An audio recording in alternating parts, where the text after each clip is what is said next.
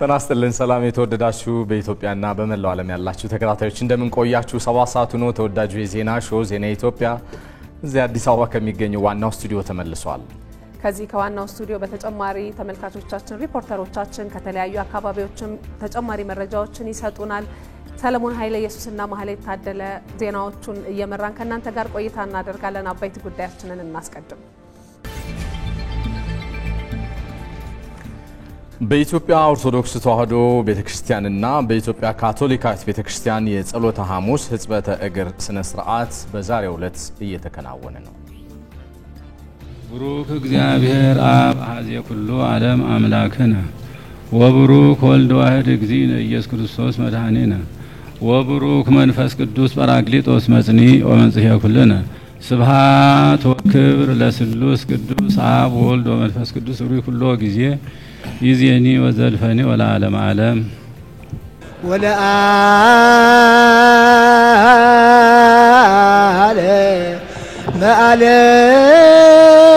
ዓለም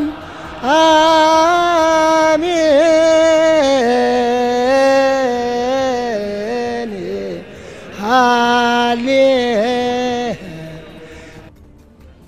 ተመልካቾቻችን በዜና ኢትዮጵያ በቀጥታ መስመር ሪፖርተሮቻችን ተጨማሪ መረጃ የሚሰጡባቸውን ጉዳዮች ይዘው እየጠበቁ ነው የሚገኙት። ሙሉ ግርማይ ዛሬ የተከታተለው ጉዳይ በትግራይ ክልል የቀድሞ ተዋጊዎችን ዲሞቢላይዝ የማድረግና መልሶ የማቋቋም ትግበራ ሂደት እየተካሄደ ነው ያለው። ያንኑ ሂደት የተከታተለ ቆይቷል። እሱን የተመለከተ መረጃ የሚያጋራን ባልደረባችን ነው። እንዲሁም ደግሞ ባልደረባችን ወይንሸት ደጀኔ በመርካቶ ነው የምትገኘው። የበዓል ግብይቱ ምን ይመስላል የሚለውን ጉዳይ መርካቶ ላይ ያለውን ሁነት እየተከታተለች ነው የቆየችው። ተጨማሪ መረጃ ቆየት ብላ ታጋራናለች። እንዲሁም ባልደረባችን አገርነሽ አየልኝ ደግሞ ሳሪስ አካባቢ ያለው የበዓል ግብይት ምን መልክ አለው እንቅስቃሴው እንዴት ነው የሚለውን ስትቃኝ ነው የቆየችው። እሱን የተመለከተ መረጃ ታጋራናለች። እንዲሁም ደግሞ ዛሬ በዋናነት በአጀንዳነት የምናነሳው ጸሎተ ሐሙስ እንደሆነ ይታወቃል። ጸሎተ ሐሙስ በክርስትና እምነት ተከታዮች ዘንድ በምን መልኩ እየታሰበ ነው የሚለውንም በቀጥታ መስመር እየገቡ የሚነግሩን ሪፖርተሮቻችን አሉ። እነሱንም ቆየት ብለን እናገኛቸዋለን። አብይ አጀንዳችንም ሆኖ የሚቀጥለው ይሄ ነው። በተለይ ክርስቶስ ኢየሱስ ትህትናና ዝቅ ማለት የታየበት ለሐዋርያቶቹ ያስተማረውን አስተምህሮ በለተቀን ህይወታችን ልምምድ ውስጥ ብናስገባው ምን እናተርፋለን?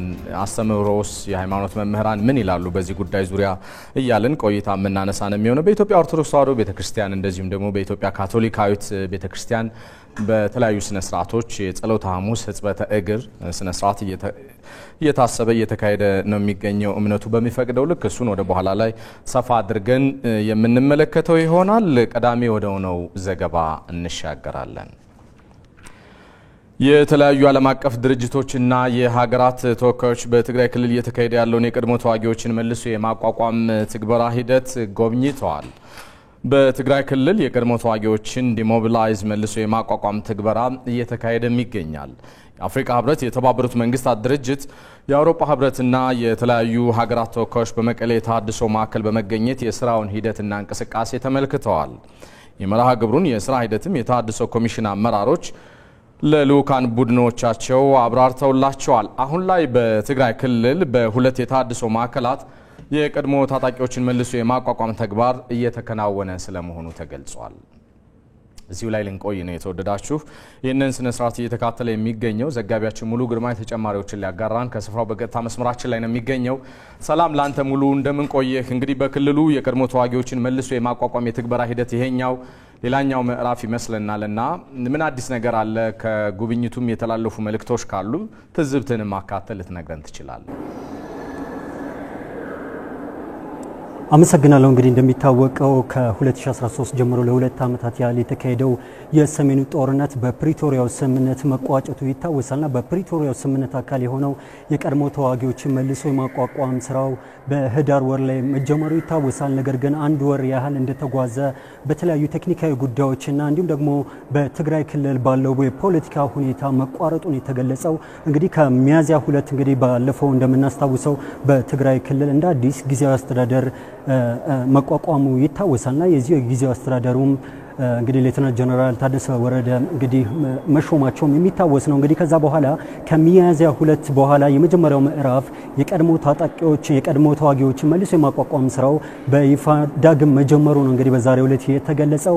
ይህንን ተከትሎ እንግዲህ በዛሬው ዕለት እነዚህ አጋር ድርጅቶች ይህንኑ የመልሶ ማቋቋም ስራውን የሚደግፉት እንደ አፍሪካ ህብረት ያሉ የተባበሩት መንግስታት ድርጅት ኤጀንሲዎች፣ የአውሮፓ ህብረትና እንዲሁም ደግሞ የተለያዩ 8 ሀገራት የሚሆኑ ልኡካን ናቸው። እንግዲህ እዚህ መቀለ በሚገኘው የታድሶ ማዕከል ውስጥ በመገኘት የስራውን ሂደት የጎበኙት እንግዲህ አጠቃላይ ባለው ሂደት ውስጥ ይህ የቀድሞ ተዋጊዎችን መልሶ የማቋቋም ስራው በመጀመሪያው ምዕራፍ ወደ 75000 የሚጠጉ በትግራይ ክልል የሚገኙ የቀድሞ ተዋጊዎችን መልሶ የማቋቋም ስራውን በእቅድ ደረጃ ተይዞ እየተገበረ ነው የሚገኘው። ነገር ግን እስካሁን ባለው ሂደት ውስጥ ወደ 12000 የሚጠጉትን የመልሶ ማቋቋም በማድረግ ወደ ማህበረሰቡ የመቀላቀል ስራ መሰራቱን የተገለጸውና አጠቃላይ ግን ይሄኛው አሁን ላይ እየተካሄደ የሚቀጥል እንደመሆኑ መጠን በሚቀጥሉ 3 ወራትም ወደ 60000 የሚጠጉ የቀድሞ ተዋጊዎችን መልሶ የማቋቋም ስራ እንደሚከናወን የተገለጸው። አሁን ባለው ሂደት ውስጥ በትግራይ ክልል ውስጥ ወደ 2 ማዕከላት አሉ። እዚህ አሁን እኛ በምንገኝበት በመቀለና እንዲሁም በደጋ ሐሙስ የሚገኙ 2 ማዕከላት ላይ አሁን ላይ ስራው እየተከናወነ የሚገኘው። በቀጣይ ደግሞ ወደ 2 ተጨማሪ ማዕከላቶችን በመጨመር ወደ 4 የማሳደግ ስራ እየተከናወነ መሆኑን ነው የብሔራዊ ተሃድሶ ኮሚሽን ተመስገን ጥላሁን የገለጹት። እንግዲህ ይህ የቀድሞ ተዋጊዎችን መልሶ ከማቋቋም አንጻር ከፍተኛ ቁጥር ያላቸው ተዋጊዎች እንደመሆኑ መጠን ከፍተኛ ሀብት የሚፈልግ እንደመሆኑ ነው የተነገረው። ይህንንም ሀብት ከመሰብሰብ አኳያ እነዚህ አጋር ድርጅት የሚባሉት እንደተባበሩት መንግስታት የአውሮፓ ሀገራትና የተለያዩ የአውሮፓ ህብረትና የተለያዩ ሀገራትን ድጋፍ የሚሻ ስለመሆኑ የገለጸው። ከዚህ ቀደምም የሚያደርጉት ድጋፍ እንዳለ ሆኖ በቀጣይም እንግዲህ በዘለቄታ እንደዚህ አይነት ድጋፎችን አጠናክረው እንደሚቀጥሉ ነው የገለጹትና ይህ የቀድሞ ታጣቂዎችን ወይ ተዋጊዎችን መልሶ ከማቋቋም አንጻር በአካባቢም ሆነ በትግራይ ክልልም ሆነ በኢትዮጵያ ዘላቂ ሰላምን ከማስፈን አንጻር የራሱ ሚና እንደሚጫወት ነው የተገለጸው። ባልደረባችን ሙሉ ግርማይ ከስፍራው በቀጥታ መስመራችን መረጃዎችን ስላጋራህ እናመሰግናለን። መልካም ቀን።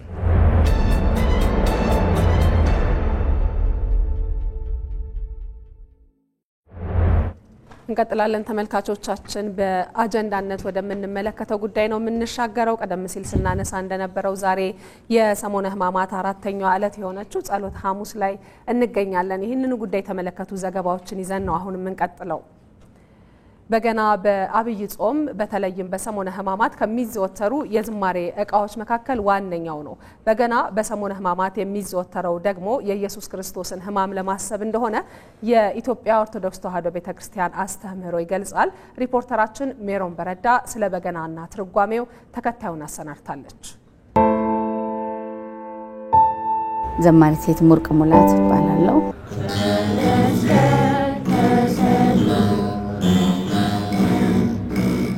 ከጥንት ጀምሮ የነበረ የዜማ ዕቃ ነው። በቤተክርስቲያናችን ግን አገልግሎቱ የኢትዮጵያ ኦርቶዶክስ ተዋሕዶ ቤተክርስቲያን ከጥንት ጀምሮ የነበረ ቢሆንም በተለይ በነገስታቱ ዘመን ለገባም ይነገራል። ወደ ኢትዮጵያ ከታቦተ ጽዮን ጋርም ወደዚህ መጣበት ሁኔታዎች እንዳሉ ይነገራል በታሪክ። በንጉሱ ዘመን ከአፄ ምኒልክ ዘመነ መንግስት ጀምሮ ነው አመጣጡ ማለት ነው። የዜማ ዕቃነቱ በቅዱስ መጽሐፍ ላይ በተነገረለት መሰረት በመዝሙረ ዳዊት ላይ በስፋት የተገለጠበት አገልግሎት አለ። ይልቁንም ቀደም ብሎ መጀመሪያው ምዕራፍ በኦሪት ዘፍጥረት ምዕራፍ 4 ቁጥር 21 ላይ አገልግሎት ይሰጥ እንደነበረ አስቀድሞም እንደነበረ ቅዱስ መጽሐፍ ላይም ያለ ተቀመጠ ነው። ግን እስከ ራእይ ዮሐንስ ድረስ የበገና አገልግሎት በገና እንዲያርገው በገናን ይዘው በገና እንዲያርጉ በገና ሳኦል ሲደረድር ዳዊት በሳኦል ላይ የነበረ መንፈስ ገለል ይልለት ነበር ያሉ ብዙ ታሪኮች ከ50 ጊዜ በላይ የተጠቀሱ አሉ በመጽሐፍ ቅዱስ ላይ እና ጥንታዊነቱን በመጽሐፍ ቅዱስም የተነገረለት ነው። በቤተ ክርስቲያኗ አገልግሎቱ ደግሞ እንደተጻፈው በመዝሙር 150 ላይ 10 አውታር ባለው በበገና አመሰግንሃለሁ ብሎ እንዳለው ዳዊት የምስጋና ዕቃ ሆኖ ያለ እስካሁንም ድረስ ያለ የዜማ ዕቃ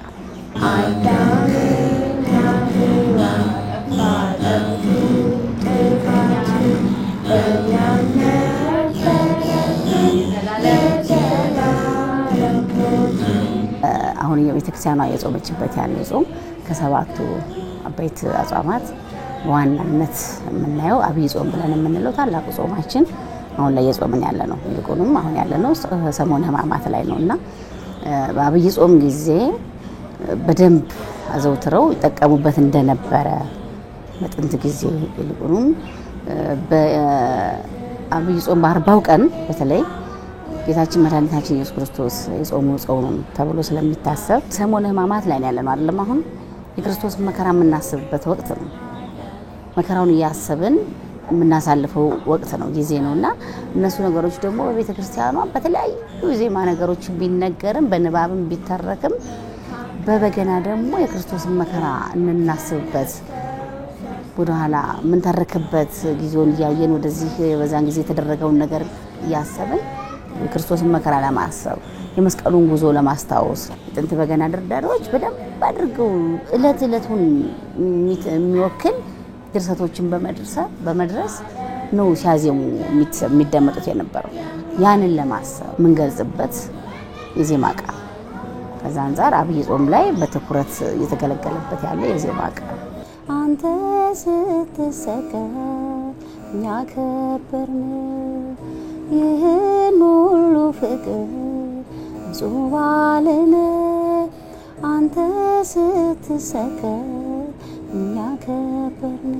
በገና በሚደረደርበት ጊዜ በገና ድምጽ በምትሰሚበት ጊዜ በተለይ የተጨነቁ ሰዎች መንፈሳቸው የታወከ የተረበሹ ሰዎች በርኩስ መንፈስም ተይዘው ያሉ ሰዎች የበገናን ድምጽ በሚሰሙበት ወቅት ጽናናሉ ይረጋጋሉ ወደ ልባቸውም ይመለሳሉ። ይሄ ደግሞ መጽሐፈ ሳሙኤል ምዕራፍ 16 ቁጥር 16 ላይ አስቀድሞ የተነገረ ነው። ንጉሥ ሳኦል ርኩስ መንፈስ አስጨንቆት ባለበት ጊዜ በገናን የሚደረድር ሰው ነበር የተፈለገው። በዛም ጊዜ ንጉሥ ዳዊት ተገኝቶ መጥቶ በገናን በሚደረድርበት ጊዜ በሳኦል ላይ የነበረ መንፈስ ገለል ይልለት ነበር፣ ወደ ልቡም ይመለስ ነበር፣ ይረጋጋ ነበር ይላልና ይሄን ያክል ነው የበገና አቅሙ ማለት ነው። እርሱ ካሳ ሆኖ በደሙ ሊገዛ ወደደ ከሁሉ አስበልጦ ይህን ሁሉ ፍቅር ጹባልን አንተ ስትሰቀል እኛ ከበርን። ባህሪያቸው በጣም ስነ ምግባራቸው ጥሩ ሆኖ ያድጋሉ።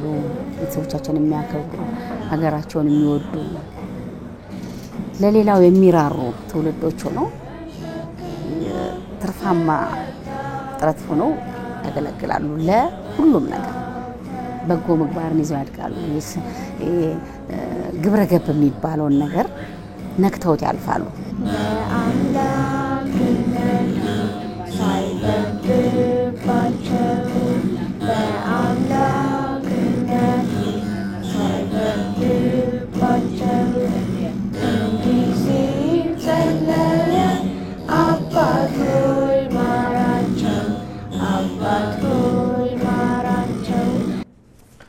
ዜናዎቻችን ይቀጥላሉ። የሰሞነ ሕማማት የአራተኛው ቀን ሕጽበተ እግር የተከናወነበት በኢየሱስ ክርስቶስ ከፍ ያሉ አስተምህሮችም የተሰጡበት ስነ ስርዓታችን አጀንዳ ሆኖ የሚቀጥል ይሆናል። የሰሞነ ሕማማት አራተኛው ዕለት ጸሎተ ሐሙስ በመባል ትጠራለች። ጸሎተ ሐሙስ ኢየሱስ ክርስቶስ ምስጢረ ቁርባንን ከምስጢረ ጸሎት ጋር አዋህዶ የገለጠበት ዕለት እንደሆነም የቤተ ክርስቲያኗ አስተምህሮ ይገልጻል። በዚህኛው ዕለት ኢየሱስ ክርስቶስ ትሕትናን ያሳየበት፣ መታዘዝን ዝቅ ማለትን ያስተማረበት የሕጽበተ እግር ስነ ስርዓትም የሚከናወንበትም ነው።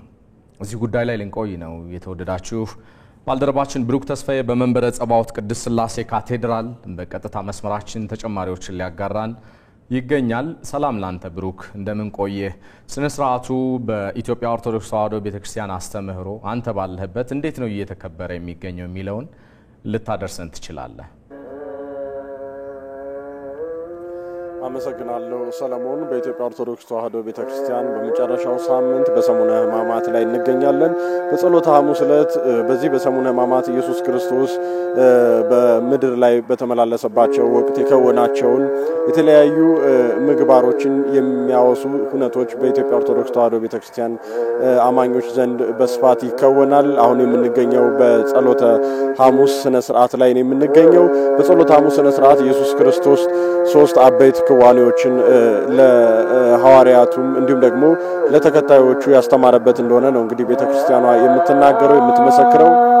በዋናነትም ጸሎትን ሚስጥረ ቁርባንን እንዲሁም ደግሞ ትህትናን ወይም ደግሞ ጽበተ እግርን በመከወን ወይም የእግር አጠባን ለሐዋርያቱ ዝቅ ብሎ በመከወን ኢየሱስ ክርስቶስ ለሰው ልጅ ትህትናን ገንዘቡ ያደርግ ዘንድ ያስተማረበት እንደሆነ ነው ቤተክርስቲያኗም የምታስተምረው። ይህንን እውነት የሚያወሳ የተለያዩ እውነቶች ተከናውነዋል።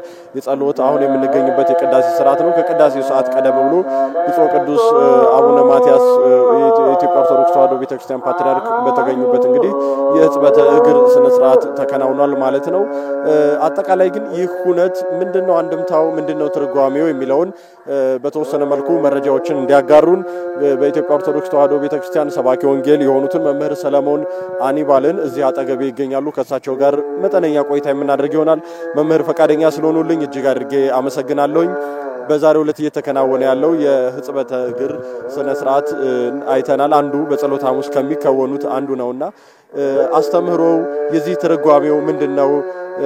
በቀጣይ እንግዲህ ዛሬ ጸሎተ ሐሙስ ነው። ከዚህ በኋላ የተለያዩ ሁነቶች ይኖራሉና የሰው ልጅ ወይም ደግሞ ምእመኑ በምን መልኩ ነው ይሄንን ሁነት በዘላቂነት ሊያስቀጥለው የሚገባው? አመሰግናለሁ። እንግዲህ እንደ ኢትዮጵያ ኦርቶዶክስ ተዋሕዶ ቤተክርስቲያን አስተምሮ ዛሬ ሕጽበተ እግር ይባላል። ይህም ትርጓሜው በዮሐንስ ወንጌል በምዕራፍ 13 ከቁጥር 12 እስከ 20 ላይ እንደተገለጸው በሕጽበተ እግር መድኃኔ ዓለም ኢየሱስ ክርስቶስ ፍጹም አምላክ ፍጹም ሰው መሆኑን ያጠይቅ ዘንድ በተለይም ለሐዋርያቱ ትህትናን ያስተማረበት ከትህትናም ባሻገር ፍቅርን ከፍቅርም ባሻገር የኢየሱስ ክርስቶስ አስተምሮ በዋነኛነት ራስን ዝቅ ማድረግን የአገልግሎት ምንነትን ያሳየበት ሐዋርያቱን 12ቱን ሐዋርያትን እግራቸውን ያጠበበት በዚህም ያደረኩላችሁን አስተዋሏችሁ ብሏቸው የአራያና ምሳሌ መሆኑን ያሳየበት ነው። ስለዚህ በዚህ ሂደት ውስጥ እንግዲህ እያንዳንዳችን በሕጽበተ እግር የምንማረው ምእመናን ወይንም አማኙ ከጌታችን ከመድኃኒታችን ከኢየሱስ ክርስቶስ ትህትናንና ፍቅርን የአገልግሎት ምንነትን እርስ በርሳችን በሕይወት ስንኖር መረዳዳትን መተጋገዝን መከባበርን በተለይም ኢየሱስ ክርስቶስ አምላክ ሆኖ ሳለ የሰውን እግር ያጠበበት ይሄም የሚያሳየው ትህትናን በሕይወታችን ዕለት ዕለት የምንተገብረው በጾም ወራት ብቻ ሳይሆን ዕለት ዕለት ሁሉ ጊዜ የምንተገብረው መሆኑን የሚያጠይቅ ነውና በጸሎተ ሐሙስ ብዙ ስነ ስርዓቶች ተፈጽመዋል። በተለይም ጌታችን መድኃኒታችን ኢየሱስ ክርስቶስ ጸሎተ ሐሙስ የተሰኘበትም አይሁድ ጻፍት ፈሪሳውያን እስኪይዙት ድረስ ሌሊቱን በሙሉ ጸሎት እየጸለየ ያሳየበት አራያ የሆነበት ምሳሌ የሆነበት ቀን ነው። እንግዲህ ዛሬ በኢትዮጵያ ኦርቶዶክስ ተዋሕዶ ቤተክርስቲያን በመንበረ ጸባዖት በቅድስት ሥላሴ ካቴድራል ቅዱስ አባታችን አቡነ ማትያስ ቅዱሳን ሊቃነ ጳጳሳት በተገኙበት ይህ ስነ ስርዓት ተፈጽሟል። ይህ ስነ ስርዓት መጽሐፍ ቅዱሳዊ ነው። መጽሐፍ ቅዱስን መሰረት አድርገን ሆሊ ትራዲሽን ወይንም ከቅዱሳት በዓላት አንዱ ነው ማለት ነው። እጅግ አድርጌ አመሰግናለሁ። እንግዲህ ያው በኢትዮጵያውያንም አባባል ዘንድ ሳሊዞ ስርቆት ቂም ይዞ ጸሎት ይባላልና እያንዳንዱ ምእመን በፍቅርና በይቅርታ በምህረት ወደ እግዚአብሔር ፊት ወይም ወደ ፈጣሪው ፊት መቅረብ እንዳለበት ነው የቤተክርስቲያኗም አባቶች የሚያስተምሩት። አጠቃላይ አሁን ላይ የተከናወነ ያለው የቅዳሴ ስርዓት ነው። በነገው ዕለት የስነ ስቅለት ስነ ስርዓት እንደሚከናወን የኢየሱስ ክርስቶስ ስቅለት በዓል የሚታሰብበት ነው።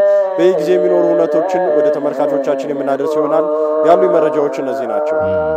ባልደረባችን ብሩክ ተስፋዬ ከመንበረ ጸባዖት ቅድስት ሥላሴ ካቴድራል በቀጥታ መስመራችን መረጃዎችን ስላጋራህን እንግዳህንም አንተንም እናመሰግናለን። መልካም ቀን።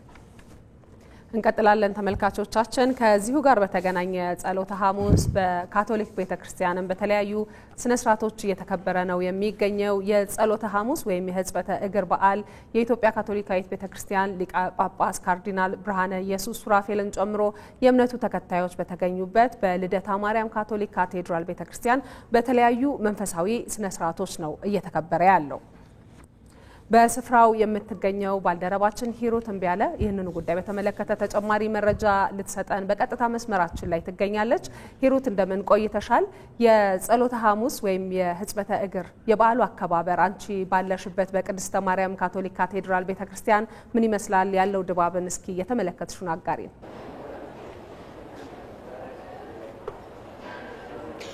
አመሰግናለሁ ማህሌት። እንግዲህ እንደሚታወቀው የአብይ ጾም የመጨረሻ ሳምንት ሰሞነ ሕማማት ላይ እንገኛለን።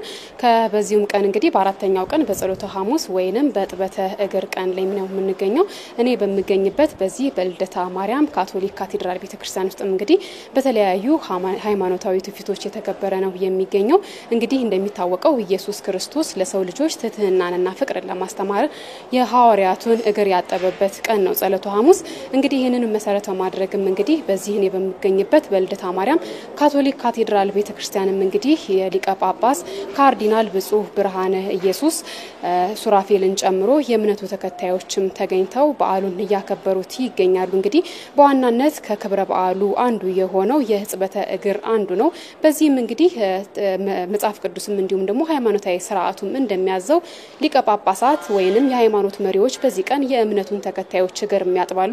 ይህንንም ተከትሎ እንግዲህ ካርዲናሉ የእምነቱን ተከታዮችም እግራቸውን ሲያጥቡ ተስተውለዋል። እንግዲህ ይህ የሆነው ኢየሱስ ክርስቶስ ለሰው ልጆች ትህትናን ፍቅርንና በጎነትን ያስተማረበት ቀን እንደመሆኑ መጠን እንግዲህ ካርዲናሉም ለእምነቱ ተከታዮች ያላቸውን ፍቅር ያላቸውን ቅንነት የሚያሳዩበት ዕለት እንደሆነም ነው የተናገሩት። በዚህ ዕለት እንግዲህ ካርዲናሉ እንደገለጹት እንደ ኢየሱስ ክርስቶስ ቅን ታማኝና እርስ በርስ መከባበር መተዛዘን አለብን። ቃሉ የሚለው ይሄን ነው። ኢየሱስ ክርስቶስ ለሰው ልጆች ሲል ብዙ መከራና ብዙ ስቃዮችን አሳልፏል። ያንንም በማሰብ ዕለቱን ማክበር ይገባናልም ሲሉ ነው እንግዲህ መልእክታቸውን ያስተላለፉት። እንግዲህ በዛሬው ዕለት ከዚህም በተጨማሪ በተለያዩ ምስጋናዎች በጸሎቶችም ነው እንግዲህ የእምነቱ ተከታዮች በዓሉን እያከበሩ የሚቆዩት። ለሰዓቱ ያለን መረጃ ይሄንን ይመስላል ማለት። መልካም ሂሩት፣ ለመረጃሽ እናመሰግናለን። ጥሩ ቀን ይሁንልሽ። እንቀጥላለን። የአጀንዳ ዘገባዎቻችን ላይ እንቆያለን። የጸሎተ ሐሙስ በባህር ዳር ከተማ በክርስትና እምነት ተከታዮች ዘንድ በተለያዩ ሃይማኖታዊ ስነ ስርዓቶች እየታሰበ ይገኛል። ስነ ስርዓቱን እየተከታተለ የሚገኘው ዘጋቢያችን ሳሙኤል ወርቃየው ተጨማሪ መረጃ ላይ ያደርሰን በቀጥታ መስመራችን ከዛው ከስፍራው ከባህር ዳር ይገኛል። ሰላም ላንተ ሳሙኤል፣ እንደምን ቆየህ? በባህር ዳር ከተማ በሚገኙ አብያተ ክርስቲያናት በክርስትና እምነት ተከታዮች ዘንድ የሕጽበተ እግር ስነ ስርዓቱን ጨምሮ እለቱ እንዴት እየተከናወነ ይገኛል የሚለው ልትነግረን ትችላለህ?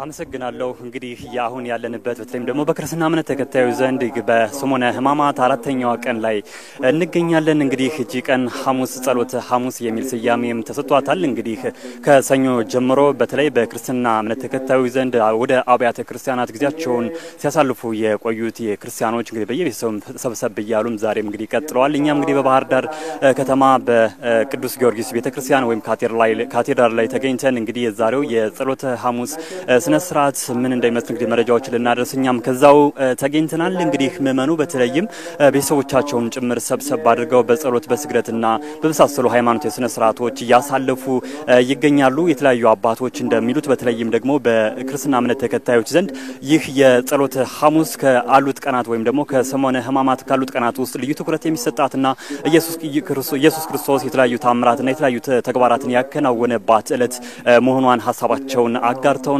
በተለይም ደግሞ ሚስጥረ ቁርባንን የገለጸባትና እንዲሁም ደግሞ ለሐዋርያት ዝቅ ብሎ እግራቸውን ያጠበባት ትህትናን የገለጸባት ዕለት መሆኗን ነው እንግዲህ የተለያዩ አባቶች ያነሱ። እንግዲህ ያን በማስታወስም እንግዲህ በክርስትና እምነት ተከታዮች ዘንድ እየተከበረና ያሰብን እንገኛለን የሚል ሐሳብ አንስተውልናል። በዚሁ በቅዱስ ጊዮርጊስ ቤተክርስቲያንም የባህር ዳር ሀገረ ስብከት ብፁዕ አቡነ አብርሃም በተገኙበት እንግዲህ የተለያዩ አባቶችና የእምነቱ ተከታዮች በተገኙበት እየተከበረና እየታወሰ ይገኛል ማለት ነው። እንግዲህ ኢየሱስ ክርስቶስ ሐዋርያቱን ሰብስቦ እግራቸውን ያጠበበት ትህትናን የገለጠበትን በማስታወስም እንግዲህ ብፁዕነታቸው በዚሁ በቅጽር ግቢ ውስጥ ምእመናንን እንዲሁም ደግሞ አገልጋዮችን እግራቸውን በማጠብ ትህትናቸውን ያሳያሉ ተብሎም እንግዲህ ከደቂቃዎች በኋላ ይጠበቃል ማለት ነው። እንግዲህ ሐሙስ ዕለት እንግዲህ እስካሁን ድረስ ያልነበረው በሐሙስ ዕለት ስርዓተ ቅዳሴም እየተከናወነ እንደሚገኝ ከስፍራው ለመመልከት ሞክረናል። እንግዲህ የተለያዩ ምእመናንም እንዳሉት በሐሙስ በዕለተ ሐሙስ ኢየሱስ ክርስቶስ የሐዋርያትን እግር ዝቅ ብሎ በትህትና እንዳጠበው ሁሉ የአሁኑ ትውልድም በተለይም ደግሞ ትህትናን መማር እንደሚገባና በተለይም ደግሞ ሰዎችን ከማክበር ሌሎችንም በትህትና ከመኖር አንጻር የበኩሉ ሊወጣ እንደሚገባና እኛም እንግዲህ ከኢየሱስ ክርስቶስ ትህትናን እንማራለን የሚል ሐሳቦችን ምእመናን ሐሳባቸውን ሲሰነዝሩ ቆይተዋል። እንግዲህ በየዛሬው የጸሎተ ሐሙስ ስነ ስርዓት የሕጽበተ እግር እንግዲህ ከደቂቃዎች በኋላ ይጀምራል ተብሎ ይታሰባል። እንግዲህ በአሁኑ ወቅት ጸሎትና የተለያዩ ስነ ስርዓቶች እየተካሄዱ ይገኛሉ። ይህን ይህን ይመስላል። ባልደረባችን ሳሙኤል ወርቃየው ከባህር ዳር የስነ ስርዓቱን መረጃ ስላጋራህ እናመሰግናለን። መልካም ቀን።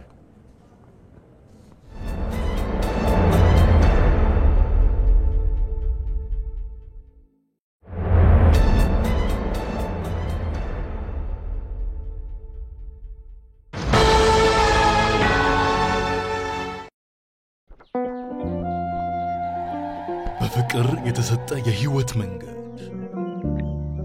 በተግባር ያየነው ታላቅነት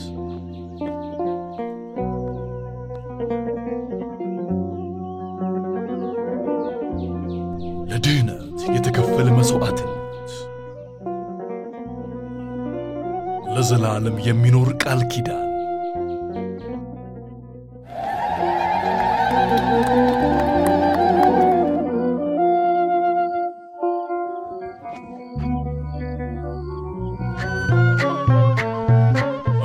ለብርሃን ትንሣኤው በሰላም አድርሳችሁ ተከብር ፋሲካ በውጭ ሐዋላ ድርጅቶች የሚላክ ገንዘብ በባንካችን በኩል ሲቀበሉ እስከ ሚያዝያ 19 ድረስ ከዕለታዊ የምንዛሪ ተመን በተጨማሪ የ12 ብር ጉርሻ እንደሚኖሩት እየገለጸ እንዲሁም በኢትዮ ዳይሬክት ካሽጎና ፋስት ፔይ ገንዘብ በቀጥታ ወደ ኢትዮጵያ ንግድ ባንክ አካውንት መላክ በነፃ መሆኑን ለማስታወስ እንወዳለን።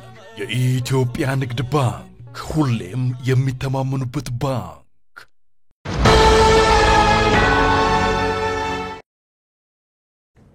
ተመልካቾቻችን ዜና ኢትዮጵያን እየተከታተላችሁ ነው የምትገኙት። ወደ ሌሎች ዘገባዎቻችን ደግሞ እንሻገር።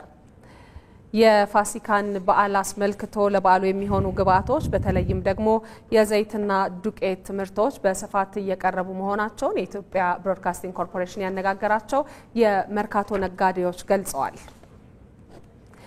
ይህንኑ ጉዳይ ደግሞ ምን ይመስላል የሚለው የግብይት ሂደቱና ነጋዴዎቹ ያሉትን ነገር ተከታትላ ተጨማሪ መረጃ ልትሰጠን ሪፖርተራችን ወይንሸት ደጀኔ በቀጥታ መስመራችን ላይ ነው የምትገኘው።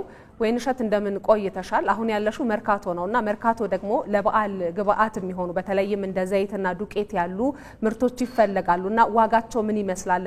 እንደተባለውስ አቅርቦቱ ጥሩ ነው ወይ? ምን ተመለከትሽ አንቺ? አመሰግናለሁ መሀሌትና ሰለሞን። እንዴት ውላችኋል የተወደዳችሁ ተመልካቾቻችን? የፋሲካ በዓል ግብይትን አስመልክቶ በመርካቶ እዚህ ዘይትና ዱቄት የሚከፋፈልበት አካባቢ ተገኝቼ ቅኝት ለማድረግ ሞክሬያለሁ። በቅኝቴ እንደተመለከትኩትም ከጀርባ እንደምታዩት ዘይት በስፋት ቀርቧል። ዱቄትም እንደዛው መቅረቡ ነው የተመለከትነው። ዘይት በደረጃ 5 ሊትር ማለት ነው ከ1440 ብር ጀምሮ አከፋፋዮች ለነጋዴዎች እየሸጡ ይገኛሉ። እንዲሁም ዱቄት የፉርኖ ዱቄት ማለት ነው ከ85 ብር ጀምሮ እስከ 92 ብር አከፋፋዮች እየሸጡ እንደሆነ ለመመልከት ችለናል። ይህ የነገርኳችሁ ዋጋ ማለት ነው። ዘይቶቹም ደረጃ አላቸው፣ ዱቄቶቹም ደረጃ አላቸው ማለት ነው። እዚህ አካባቢ ላይ ደግሞ ያለው ቁጥጥር ምን ይመስላል የሚለው ተጨማሪ መረጃዎች እንዲያደርሱን ደግሞ የአዲስ ከተማ ክፍለ ከተማ የወረዳ 1 የንግድ ጽሕፈት ቤት ኃላፊ የሆኑትን አቶ ሳዲቅን እዚህ አጠገቤ ጋብዣቸዋለሁ። አቶ ሳዲቅ ለጊዜው አመሰግናለሁ። አቅርቦቱን እንዳየነው በስፋት አለ። አቅርቦቱ ካለ የዋጋ ቁጥጥሩ ምን ይመስላል የሚለው ንገሩ። አመሰግናለሁ። ሳዲቅ ጀሚል ይባላል። የአዲስ ከተማ ክፍለ ከተማ ወረዳ 1 ጽሕፈት ቤት ንግድ ጽሕፈት ቤት ኃላፊ ነኝ። ያው እንዳያችሁት ከበዓል ጋር ተያይዞ የሚደረጉ ልውጦች አሉ። ስለዚህ አጠቃላይ በዓልን አስመልክቶ አንዳንድ የሚታሰቡ ጭማሪዎች ይኖራሉ። ስለዚህ ያንን በወረዳ ደረጃ በክፍለ ከተማ ደረጃ ከባለሙያዎች በተጨማሪ የተቋቋመ ግብረ ኃይል አለ ማለት ነው። ስለዚህ ይህንን ወርዶ ቼክ የማድረግ የመፈተሽ ስራዎች ይሰራሉ። በተጨማሪም ባለሙያዎች የንግድ ቁጥጥር ባለሙያዎች አሉ። ስለዚህ እነዚህ ባለሙያዎች ብሎክ አላቸው ማለት ነው። በብሎካቸው ክትትል ቁጥጥር በማድረግ አላስፈላጊ የዋጋ ጭማሪ እንዳይኖር ክምችትም እንዳይኖርም ጭምር የማድረግ ያለው ምርት እንዲወጣ የማድረግ ስራ ነው የሚሰራው ማለት ነው። ስለዚህ በዚህ መሰረት እናንተም እንዳረጋገጣችሁት ሰፊ አቅርቦት ነው ያለው ማለት ነው። ስለዚህ ዘይት አለ። ያው ቅድም በአካልም እንዳረጋገጥ ነው ከ1440 ብር ጀምሮ ዘይት አለ ማለት ነው 5 ሊትር ማለት ነው። ዱቄትም አከፋፋዮች ማለት ነው እንደኛ ወረዳ እንደ መርካቶ ከ1440 ጀምሮ ዘይት አለ ማለት ነው። በተመሳሳይ ዱቄት ከ85 ብር ጀምሮ አለ ማለት ነው። ስለዚህ ሸማቹ የፈለገውን ምርት መግዛት አለ ማለት ነው። መግዛት ይችላል ማለት ነው። ምክንያቱ ዋናው ምክንያት የሚሆነው አቅርቦቱ በስፋት ስላለ የፈለገውን ምርት መርካቶ መጥቶ ያው መገበያየት እንደሚችል እናንተም ወርዳችሁ እንዳረጋግጣችሁት ያው ይሄንንም እኔም በዚህ ልክ ሐሳቢን ማንሳት ይችላል ማለት ነው፣ ወይም ደግሞ መግለጽ ይችላል ማለት ነው። እሺ አቶ ሳዲቅ ለጊዜው ታመሰግናለሁ። እኔ አመሰግናለሁ።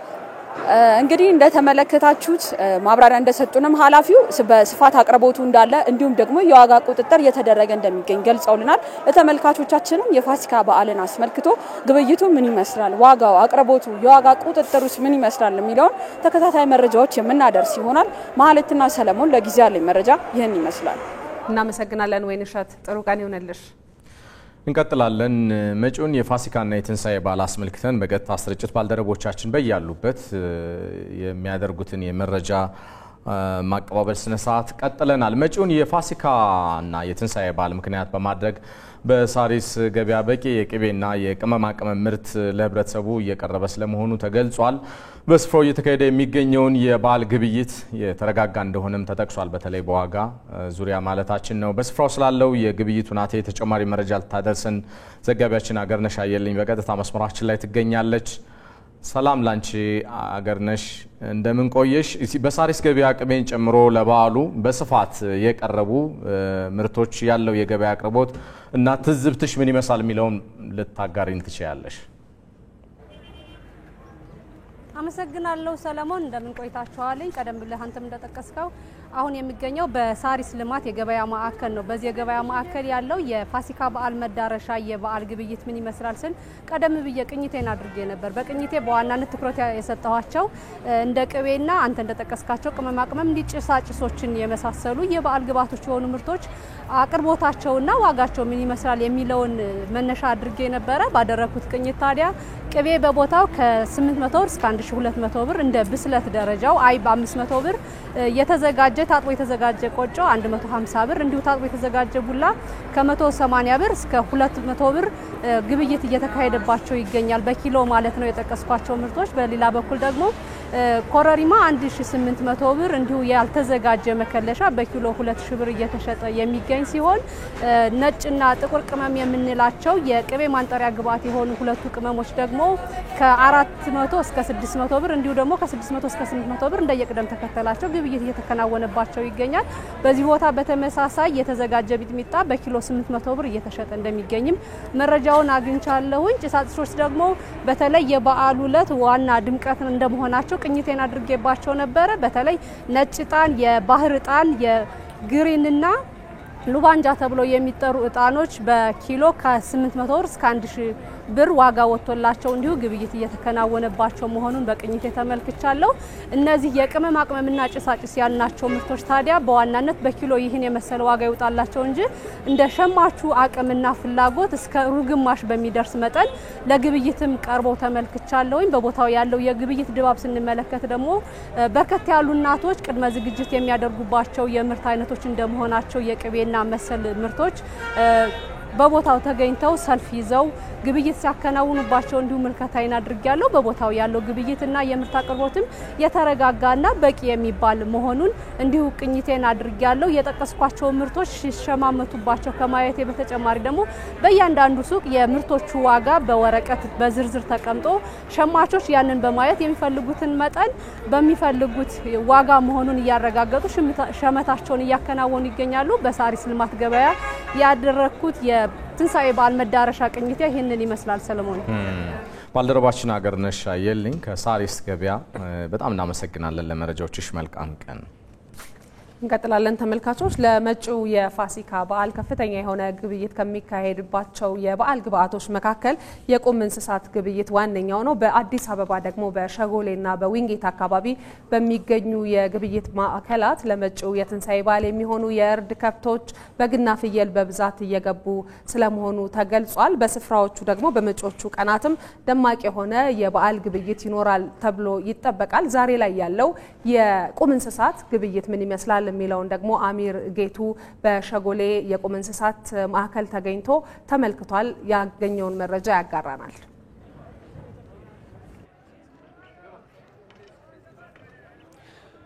አመሰግናለሁ። በክርስትና እምነት ተከታዮች ዘንድ የሚከበረውን የፋሲካ በዓልን በተመለከተ እንግዲህ ያለው የቁም እንስሳት ግብይት ምን ይመስላል የሚለውን ቅኝት ልናደርግ በዚህ በሸጎሌ የቁም እንስሳት ግብይት ስፍራ ላይ ተገኝተናል። እዚህ አካባቢ እንግዲህ በስፋት ለበዓሉ የሚያገለግሉ የተለያዩ የከብት የፍየልና የበግ አቅርቦት በስፋት ለግብይት ቀርበዋል። እንደሚታወቀው የፋሲካ በዓል የእርድ በዓል ከመሆኑ ጋር ተያይዞም እዚህ አካባቢ ያለው አቅርቦት ምን ይመስላል? ዋጋውስ እንዴት ያለ ነው? በተለይ ከአምናው የፋሲካ በዓልና ካለፈው የገና በዓል ጋር ሲነጻጸር ዋጋው ምን ያህል ልዩነት አለው የሚለውን ነጋዴዎችን አነጋግረን መረጃ አግኝተናል። አሁን እንግዲህ የሚገኘው እንደምታዩት የተለያዩ ከብቶች የሚገኙበት ቦታ ከመሆኑ ጋር ተያይዞ አንድ ከብት እዚያ አካባቢ ከፍተኛ የመሸጫ ዋጋው ከ150 ሺህ በላይ ስለመሆኑ መረጃ አግኝተናል። መካከለኛ ዋጋው ደግሞ ከ75 እስከ 80 ሺህ እዚያ አካባቢ ላይ እየተሸጠ ይገኛል። ዝቅተኛ የመሸጫ ዋጋው ደግሞ እስከ 50 ሺህ ብር ስለመሆኑ እዚህ ነጋዴዎችን አነጋግረን እንግዲህ መረጃ አግኝተናል። ከዚህ የግብይት ቦታ ወጣ ብለን ደግሞ የፍየልና የበግ ግብይቱም እንዴት ያለ ነው የሚለውን እንግዲህ መረጃ አግኝተናል። በዚህ የግብይት ቦታ ላይ አንድ በግ ዝቅተኛ የመሸጫ ዋጋው ከ5000 ጀምሮ እንግዲህ ዝቅተኛ የመሸጫ ዋጋው መሆኑን ከነጋዴዎች መረጃ አግኝተናል። መካከለኛ ዋጋው ደግሞ ከ8000 እስከ 10000 ብር እየተሸጠ ይገኛል። እዚህ የግብይት ቦታ ላይ እንግዲህ ክፍት የሆነ የሽያጭ ልውውጥ ስርዓት ነው ያለው። ገዢው እና ነጋዴው በድርድር ሽያጫቸውን የሚያከናውኑበት ሁኔታም ስለመኖሩ ተመልክተናል። እንግዲህ በሌላ በኩል የፍየልን ዋጋ ስንመለከት ፍየል መካከለኛ የመሸጫ ዋጋው ደግሞ ከ20 እስከ 25 ሺህ ብር ነው። ዝቅተኛው ደግሞ ጠቦት የምትባለው ፍየል 7000 8000 እየተሸጠ ይገኛል። እዚህ አካባቢ ላይ ዛሬ ከበዓሉ 2 ቀን ቀደም ብለን ያለ ነው። ነገና ከነገ በስቲያ ነው እንግዲህ ግብይቱ በደንብ በድምቀት የሚካሄደው። በአጠቃላይ በእኔ በኩል ያለው መረጃ ይህን ይመስላል። አመሰግናለሁ። በዚሁ ላይ ልንቆይ ነው። የተወደዳችሁ ባነሳ ነው ጉዳይ ዙሪያ ተጨማሪ ምላሽና ማብራሪያ እንዲሰጡን እንግዳ ጋብዘናል። እንግዳችን የአዲስ አበባ ንግድ ቢሮ ምክትል ቢሮ ኃላፊ አቶ ፍስሐ ጥበቡ እዚህ ስቱዲዮ ናቸው። መጠነኛ ቆይታ ይኖረናል። ለጊዜዎት አብዝተን ነው የምናመሰግነው። አመሰግናለሁ። እስኪ እንግዲህ መጪውን የትንሳኤና የፋሲካ በዓል የግብይቱ ናቴ በተያያዘ ባልደረቦቻችን በአዲስ አበባና አካባቢ የተለያዩ ቦታዎች ላይ ስምሪት ወስደው የግብይት ስርዓቱ በተሻለ መንገድ ከወትሮ በተለየ አቅርቦትም ያለበት እንደሆነ ሲገልጹልን ነበር። የተሰሩ የቅድመ ዝግጅት ስራዎች ምንድናቸው ከሚለው ብንጀምር ጥሩ ነው። እንግዲህ አዲስ አበባ ከተማ አስተዳደር በተለይ 2017 ዓ.ም የነበሩ በዓላቶችን ማህበረሰቡ በደመቀ ሁኔታ እንዲያከብር የዋጋና የገበያ መረጋጋት እንዲኖር አስቀድመን አቀደን ስንሰራ ነው የቆየናቸው። አንደኛው የገበያ ማዕከላቶችን ማልማት በውስጡ ያሉ ችግሮቻቸውን የማስተካከል ስራ ነው። ሁለተኛ ደግሞ ሸማቹና አምራቹ የሚገናኝባቸውን ማዕከላቶች በስፋትም በጥራትም ማዘጋጀት ነው። ሶስተኛ በተጓዳኝ የማህበረሰቡ የሚፈልጋቸውን የፍጆታ እቃዎች የሚያቀርቡ ድርጅቶችን ማጠናከር ነው። ከዚህም እንግዲህ አንጻር ስናየው የአዲስ አበባ ንግድ ስራዎች ድርጅት አደራጅተን ወደ ስራ ገብቷል። በርካታ የፍጆታ እቃዎችን ይዘው ወደ ማህበረሰቡ ቀርቧል። የህብረት ስራ ሸማቾችን ሪፎርም በማድረግ እስከ ወረዳ ድረስ አገልግሎቶቻቸውን እንዲሰጡ፣ ሱቆቻቸውን እንዲያዘምኑ፣ ማህበረሰቡ የሚፈልጋቸውን ፍጆታቸውን እንዲያቀርቡ ለማድረግ ተሞክሯል።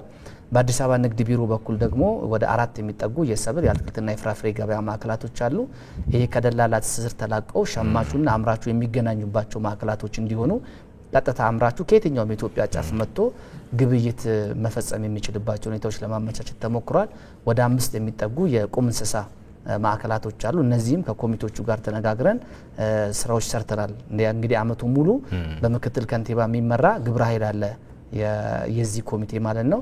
የአቅርቦቱን የኛ ቢሮ ይመለዋል። የንግድና ቁጥጥሩንም ደግሞ እንዲሁ በሰላምና ጸጥታ በኩል ይመራል። በጥቅሉ ደግሞ ምክትል ከንቲባ እየመራው እስካሁን ድረስ ቅድመ ዝግጅቶችን እያደረግን መተናል። የባለፉት በዓላቶችም ይህንኑ ነው የሚያሳዩት። በተረጋጋ መንገድ በዓላቶቹ አልፈዋል። ባለፈው ሳምንት ያከበርነው የሙስሊም በዓልም በጥሩ ሁኔታ አልፏል። አሁን የክርስትና እምነት ተከታዮች ደግሞ የትንሳኤ በዓል አለ። ይህንንም የትንሳኤ በዓል በቂ አቅርቦት፣ ዋና ትኩረታችን አቅርቦት ላይ ነው። በቂ አቅርቦት በሁሉም የሚፈልጉ የምርት እቃዎች ላይ እንዲኖር አድርገናል። ምንም አይነት እጥረት እስካሁን የለም።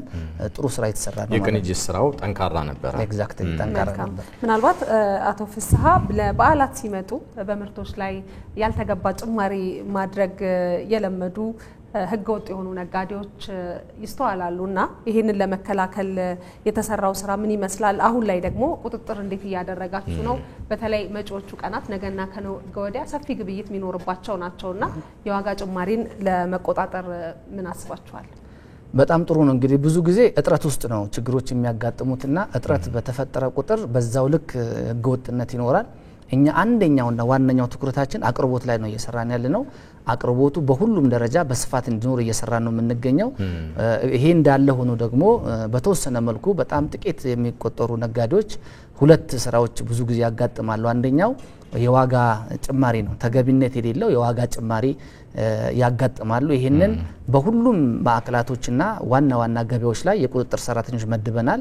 24 ሰዓት የሚሰራ ስልክ ቁጥር አለን እኛ 85 88 24 ሰዓት ይሰራል።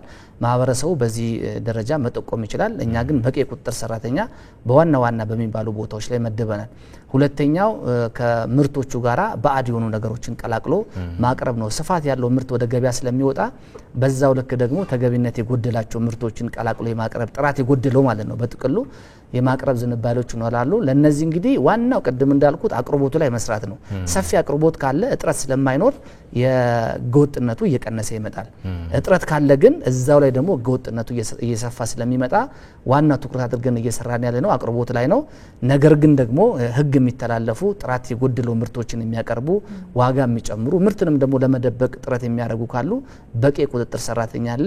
እንደዚሁም ግብረ ኃይሉ አለ። ቅድም እንዳልኩት ሰላምና ጸጥታ ደንብ ማስከበር ፖሊስ ከኛ ቢሮ ጋር ተቀናይተን ቦታ ጭምር ተከፋፍለን ሰው አሳይን አድርገን እየተመራ ስለሆነ ተገቢውን እርምጃ ይወሰዳል ብለን ነው። እስካሁን ያለው ሁኔታ ግን አቅርቦቱ በጣም አስተማማኝ ስለሆነ ብዙ እንደዚህ የተወሰነ ቦታ ላይ የምናቸው የዋጋ ጭማሪ ካልሆነ በስተቀር ብዙ ገወጥነት ብዙ አልገጠመንም እስካሁን። ግሩም ነው። የአዲስ አበባ ንግድ ቢሮ ምክትል ቢሮ ኃላፊ ፍስሐ ጥበቡ እዚህ ስቱዲዮአችን ተገኝተው ሰፋ ያለ ምላሽና ማብራሪያ ስለሰጡን በጣም አብዝተን እናመሰግናለን። እኔም አመሰግናለሁ። መልካም በዓል ይሁንላችሁ።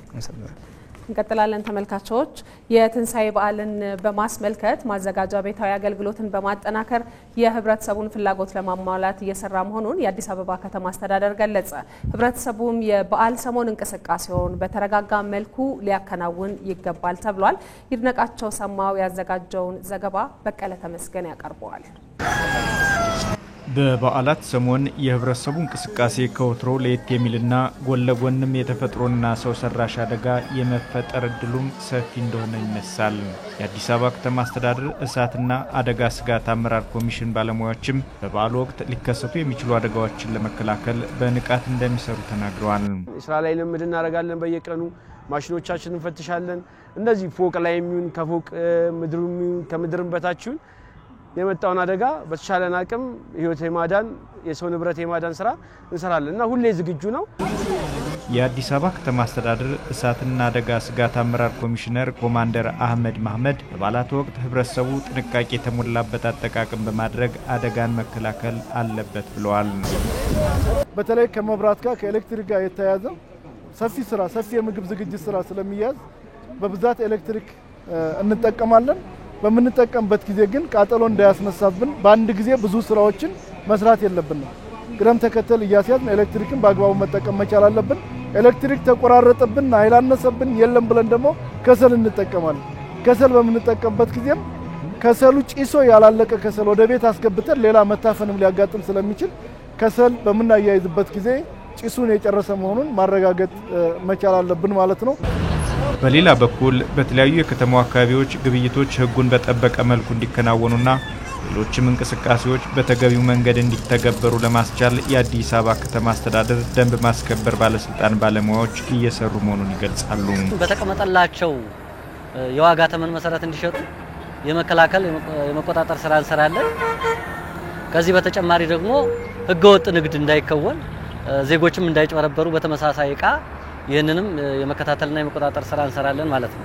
የአዲስ አበባ ከተማ አስተዳደር ደንብ ማስከበር ባለስልጣን ዋና ስራ አስኪያጅ ሻለቃ ዘሪሁን ተፈራ በበኩላቸው በዓሉን በማስመልከት ለህብረተሰቡ የሚሰጡ አገልግሎቶችን በተጠናከረ መንገድ ለማከናወን ዝግጅት መደረጉን ገልጸዋል። የዓመት በዓል ግብይቶችን በተመለከተ ኦፊሰሮቻችን ከሌላው ጊዜ ቁጥጥራቸውን ጠበቅ አድርገውም እንደገናም ደግሞ ህዝብን በሚያስተናግድና ህዝብን በሚያስደስት መንገድ የህዝብን ፍላጎት በሚያረካ መንገድ የተቋማችን ኦፊሰሮች ስራ እንዲሰሩ ተልእኮ ተሰጥቷቸዋል። አቅጣጫም ተሰጥቷቸዋል። ክትትልና ቁጥጥርም እያደረግንበት አቀደን ቼክሊስትም አውጥተን ያለንበት ሁኔታ ነው ያለው።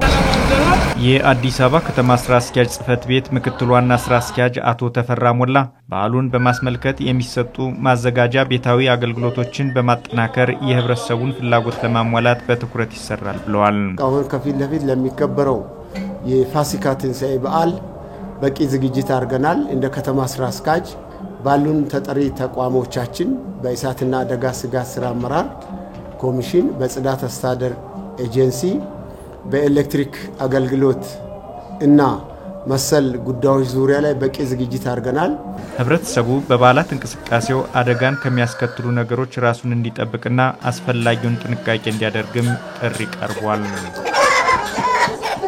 ተመልሰናል። የተወደዳችሁ እየተከታተላችሁን ስለሆነ ምርጫችሁ አድርጋችሁ አብራችሁን እየዘለቃችሁ ስላላችሁ አብዝቶ ነው ደስ የሚለን። ዛሬ በኢትዮጵያ ኦርቶዶክስ ተዋሕዶ ቤተክርስቲያንና በካቶሊክ ቤተክርስቲያን እምነት ተከታዮች ዘንድ ጸሎተ ሐሙስ ሕጽበተ እግር እየተከናወነ ነው ስንል አጀንዳ አድርገንም ቆይተናል። ከዛ ጎን ለጎን ደግሞ በሌላኛው አውድ የጉልባን ስነ ስርዓትም የሚካሄድበት ነው። ምን ትዝታለሽ ማሉ?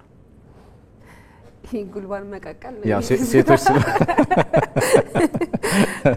ወንዶች ብዙ የምናግዘው ነገር ባይኖርም ግን ሴቶች በብዛት ደግነቱ ባቄላውም የተከካው ገበያ ላይ ስላለ ብዙ ያን ያህል አስቸጋሪ ስራ አይደለም። አሁን ቀለል ያለ ስራ ነው። የጉልባን አዘገጃጀት ብዙ የሚከብድ ነገር የለውም። ግን ደግሞ በአመት አንድ ጊዜ የሚገኝ ስለሆነ በተለየ ሁኔታ የምንመገበው ነው። ቀኑን ጠብቀን ሁሉም ሰው እለቱን አስታውሶ የሚያዘጋጀው በየቤቱ የሚዘጋጅ ነገር ስለሆነ በተለየ መልኩ በፍቅር የሚበላ ምግብ ነው ጉልባን።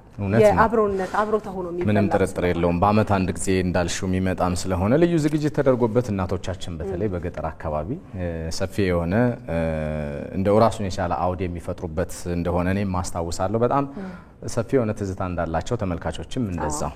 እንቀጥል እስኪ። ከዚሁ ጋር ተያይዞ አንድ የተዘጋጀ ዘገባ አለ። በጸሎተ ሐሙስ በኢትዮጵያ ኦርቶዶክስ ተዋሕዶ ቤተክርስቲያን የትህትና የመታዘዝና ዝቅ ብሎ የማገልገል ምሳሌ እንደሆነ የቤተክርስቲያኑ ምሁራን ይገልጻሉ። ምሁራኑ ኢየሱስ ክርስቶስ የአገልጋዮችን እግር እያጠበ ያጠበበትም ዕለት ትህትናን ያስተማረበትም እንደሆነም ነው የሚናገሩት። በዚህ ዕለት ከሚከወኑ መንፈሳዊ ተግባራት አንዱ የሆነው ቀደም ሲል እኛም በመግቢያችን ላይ እንደነገርናችሁ የጉልባን ዝግጅት ነው። ዘጋቢያችን ኤልሻዳይ ወንድማገኝ በጉዳዩ ዙሪያ ቀኑን አስመልክታ ተከታዩን ይዛለች። በኢትዮጵያ ኦርቶዶክስ ተዋሕዶ እምነት አማኞች ዘንድ ትልቅ ቦታ የሚሰጠው የአብይ ጾም ከቀናቶች ውስጥ ከስቅለትና ከትንሣኤው በፊት ያለው ዕለት ጸሎተ ሐሙስ ይባላል። በጸሎተ ሐሙስ እንደ ቤተክርስቲያኑ አስተምሮ የሚከናወኑ ተግባራት አሉ። ከነዚህ የትውፊት ክንዋኔዎች ውስጥ ጉልባን አንዱ ነው። ጉልባን ከባቄላ፣ ክክ፣ ስንዴ ወይንም ከተፈተገ ገብስ ጋር በአንድ ላይ ተቀቅሎ የሚዘጋጅ የጸሎተ ሐሙስ ዕለት የሚበላ ነው።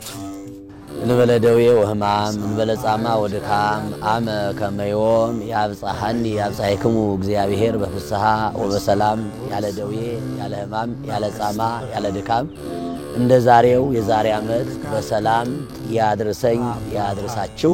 የቤተ ክርስቲያናችን ታሪክ ከእስራኤል ታሪክ ጋር የተያያዘ ነው።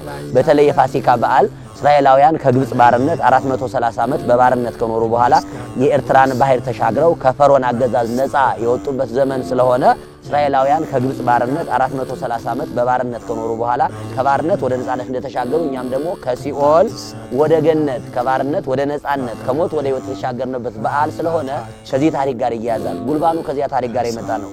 እስራኤላውያን ከግብጽ ሲወጡ ቸኩለው ይሄ አንደኛ የቂጣ በዓል ይባላል። ይሄ ሳምንቱ ቂጣ ነበር፣ ቶሎ የሚደርስ ነገር ነበር የያዙ። ከዚያው ጋር ግን ከግብጽ ቸኩለው ሲወጡ ጥሬ ይዘዋል። ገብስ፣ ስንዴ፣ ባቄላ እንዲህ አይነት ያሉ ነገሮችን ይዘው በመንገዳቸው ላይ ሲሄዱ ጥሬ እየቀቀሉ ንፍሮ እየቀቀሉ ይመገቡ ስለነበረ ያን ለማስታወስ ከተለያዩ የእህል አይነቶች ተዘጋጅተው ሰዎቹ ይመገባሉ። ጉልባን ከመንፈሳዊ ጋር ተያይዞ ማህበራዊ የትውፊት ስርዓት እንዳለው ይገልጻሉ። የተለየ ከዚህ በላይ የዘላለም ምግብ፣ የዘላለም ልብስ፣ የዘላለም ሕይወት፣ የዘላለም ፍቅር በተለይ ደግሞ እስራኤላውያን ከተሻገሩ በኋላ የበሉት እንደመሆኑ መጠን የመሻገር አሁን ዛሬ ሐሙስ ላይ ነው ያለነው። ከሐሙስ ቀጥሎ ስቅለት አለ፣ ልቅሶ አለ፣ ሐዘን አለ፣ ጥቁር መልበስ አለ። በትንሣኤ ደግሞ ነጭ እንለብሳለን። ስለዚህ ይህ ስለሆነ በዚህ አይነት ሁኔታ የበጎነታችን መተሳሰር የአንድነት ተምሳሌት ከሆነ ሲያከብሩ በባህላዊ ሴቱ ባህላዊውን በጠበቀ መልኩ በሃይማኖታዊ አንድምታው ደግሞ ከዚህ በላይ ያለው ብለው ማክበር አለባቸው ማለት ነው። በመንፈሳዊ በዓል ግን ትልቁ አጀንዳና ትልቁ ጉዳይ ግን በስንዴ የሚመሰለው ራሱ ክርስቶስ ነው። ራሱም ሲያስተምር አንዲት ስንዴ ምድር ላይ ካልወደቀች ወድቃ ደግሞ ካልተቀበረች በጭቃ ካልተረገጠች ማፍራት አትችልም። እኔም በመስቀል ላይ ተሰቅዬ መከራ ተቀብዬ እናንተ ምእመናን የሕይወት ፍሬ ታፈሩ ዘንድ ያቺ ስንዴዋ ቅንጣት ከወደቀች በኋላ እንደምትነሳ እኔም መከራ ተቀብዬ ሞት እንድል አድርጌ ተነስቼ ተነስቼ አድናችኋለሁ ትንሳኤን አውጅላችኋለሁ ብርሃን እገልጥላችኋለሁ ሲል ከመንፈሳዊ ጋር ሲያያዝ ይሄ ነው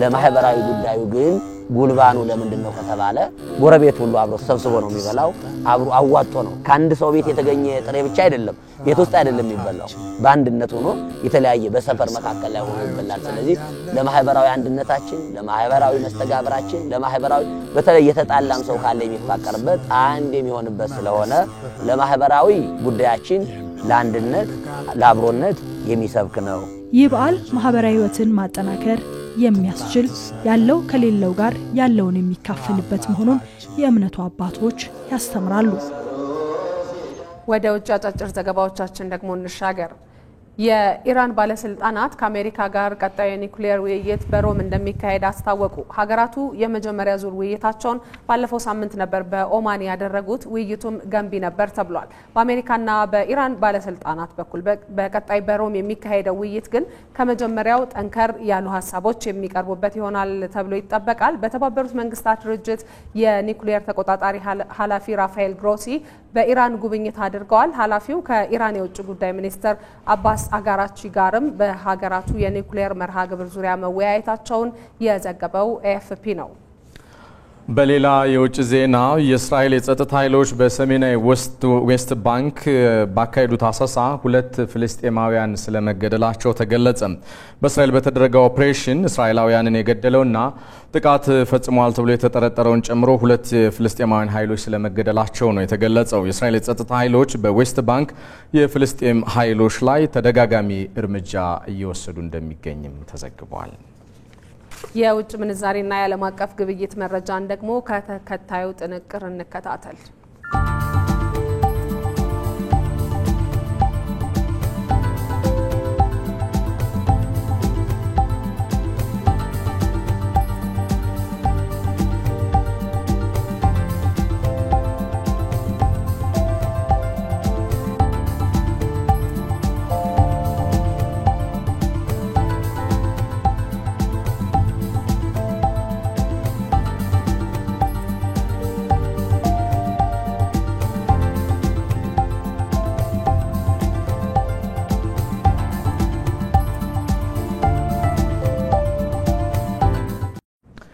በመጨረሻም ስፖርት በአውሮፓ ሻምፒየንስ ሊግ አርሰናል ሪያል ማድሪድን በመርታት እስከ 16 ዓመታት በኋላ ለግማሽ ፍጻሜ ደረሰ መድፈኞቹ በድምር ውጤት 5-1 በሆነ ውጤት ሎስ ብላንኮችን ረትተዋል ሀብታሙ ካሴ ዝርዝሩን ይዟል 1.9 ቢሊዮን ዶላር የወጣበት ውቡና ዘመናዊ የሳንቲያጎ ቤርናቦ ስታዲየም ጣራ ቢገጠምም የደጋፊዎች የማያባራ ጩኸት ማድሪድ ከተማን ቢነጥም የክለቡ ሁነኛ ተጫዋቾች ስለ ራሞንታዳ ለሳምንት ቢዘምሩም ስለ ሎስ ብላንኮቹ ኃያልነት ድፍን ስፔን ነጋሪት ብትጎስምም የማይክል አርቴታ ሰራዊት ግን ነገሮችን ሁሉ ከቁብ አልቆጠራቸውም እኔ እዚህ መገኘት የበሱ ነው ካለው ፔፕ ጓርዲዮላ አስተዳደርን ከውብ የጨዋታ መንገድ ከተማረባቸው አርሰን ቪንገር ዘመናትን አብሮ ካሳለፈባቸው ዴቪድ ሞይስ እንደዚሁም መከላከልን ከሞሪኒዮና ከሌሎች አሰልጣኞችም የሚያስፈልገውን ወስዶ ተሰርቷል አርሰናልን ካንቀላፋበት ቀስቅሶ የአውሮፓ ኃያሉን ቡድን እስኪገረስስ ድረስ አብቅቶታል ስፔናዊ ታክቲሻን ማይክል አርቴታ በ22 ዓመታት የሚበልጡትን በዋንጫ የተንቆጠቆጠ ታሪክ ያላቸውን ታላቁን አሰልጣኝ ካርሎ አንቸሎቲን እንዳልነበር አድርጓቸዋል ሁለንተናዊ ብልጫ ወስዶ ያሸነፋቸው ካርሌቶም ተስፋ አደርጋለሁ ዋንጫውን ታሸንፋለህ ብለው ምስክር ሰጥተውታል ከሳምንት በፊት በኤምሬት ስታዲየም በሶስት ግቦች የተጀመረው የበላይነት ሳንቲያጎ ቤርናቦ ደርሶ መድፈኞቹ 2-1 በሆነ ውጤት አሸንፏል በሳንቲያጎ ቤርናቦ የታደሙ በርካታ ማድሪዳውያን ጩኸት ያልረበሻቸው የማይክል አርቴታ ልጆች የመጀመሪያውን 10 ደቂቃ ፍጹም ብልጫ ነበራቸው ብልጫው ወደ ግብ ሊቀየርበት የሚችል እድልም ተፈጥሮ ነበር ራውል አሴንሲዮ ሜሪኖ ላይ የሰራውን ጥፋት ተከትሎ የተገኘውን የፍጹም ቅጣት ምት ቡካዮ ሳካ ሳይጠቀምበት ቀርቷል ደካማ የፓኒንካ ውሳኔው የቲቦ ኩርቷ ቀለብ ነበር የሆነው ቲቦ ኩርቷ በአውሮፓ ሻምፒዮንስ ሊግ 6 ፍጹም ቅጣት ምቶች ተመተውበት 3ቱን ማዳን የቻለ ግብ ጠባቂ መሆን ችሏል እንደ ግለቱ የቀጠለው ጨዋታ 23ኛው ደቂቃ ላይ የአርሰናል ደጋፊዎችን ያስጨነቀም የሪያል ማድሪድ ደጋፊዎችን ያነቃቃ አጋጣሚ ተፈጠረበት ዴክላን ራይስ ክሊያን ምባፔ ላይ ጥፋት ሰርቷል በሚል የማልዳኛው ፍጹም ቅጣት ምት ቢሰጡም ውሳኔያቸው በቫር ተሽሯል የመጀመሪያው ጨዋታ የጨዋታ አጋማሽንም አርሰናል በፈለገው መልኩ ሲያጠናቅቅ ነጭ ለባሾቹ ከቅዳቸው እየራቁ ነበር 45 ደቂቃ ሲፈጸምም ኢላማውን በጠበቁ ሙከራዎች አርሰናል ብልጫ ያሳየበት ሆኖ አልፏል አርሰናል 3 ሪያል ማድሪድ 0 ከረፍት መልስ የመጀመሪያው አጋማሽ የጨዋታ እቅድ የቀጠለበት ነበር 65 ደቂቃ በሆነ ጊዜ የሪያል ማድሪድ ደጋፊዎችን ጆሮ ጭው ያደረገ ክስተትን ጨዋታው አስመልክቷል ቡካዮ ሳካ አርሰናልን መሪ ያደረገ ከሪያል ማድሪድ ማጥቃት ዴቪድ ራያ ላይ የደረሰ ኳስ ሜሪኖ ነክቶ በሳካ ተመቻችቶ በኦዲጋርድ ተሻግረው በሜሪኖ ተሰርቶ 7 ቁጥር ለባሹ ቡካዮ ሳካ ጋር ደርሶ አይደፈር የሚመስለውን ኩርቷን ዘርሯል ቡካዮ ሳካ በ7 የአውሮፓ ሻምፒዮንስ ሊግ ጨዋታዎች 5 ግቦችን ሲያስቆጠር 2 ወደ ግብ የተቀየሩ ኳሶችን አመቻችቶ አቀብሏል የሳካ ከጫፍ እስከ ጫፍ እንቅስቃሴ የቴክኒክ ብቃት የአንድ ለአንድ ግንኙነት ብልጫ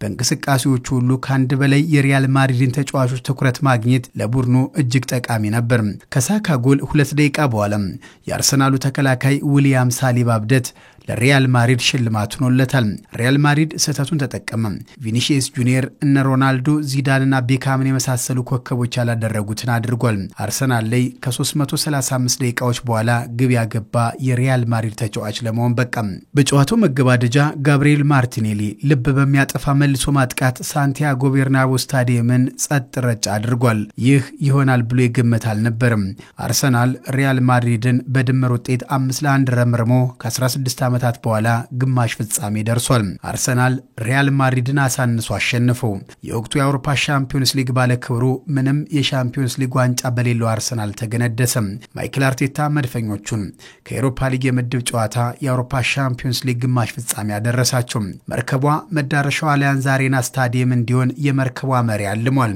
አርሰን ቪንገርና ጆርጅ ግርሃም ያልጻፉትን ታሪክ ስፔናዊው ያደርገው ይሆን ማይክል አማርቲያን አርቴታ አሻግሮ እየተመለከተ ነው የአውሮፓ ሻምፒዮንስ ሊግ ዋንጫን መሰናበታችን የአርሰናልና የሪያል ማድሪድ ጨዋታ ከጨዋታው አልፎ ዘገባውም ቀልባችንን ይዞት ሄዷል እዛ ውስጥ ነበር የተወደዳችሁ የዛሬ ሐሙስ ተወዳጁ የዜና ሾው ዜና ኢትዮጵያ በተከታተላችሁት መንገድ ተጠናቋል ከኛ ጋር ስለነበራችሁ እናመሰግናለን ተመልካቾቻችን ሰለሞን ኃይለ ኢየሱስና መሐሌት ታደለ አብረናችሁ ቆይተናል ጥሩ ቀን ይሁንላችሁ በሰላም ዋሉ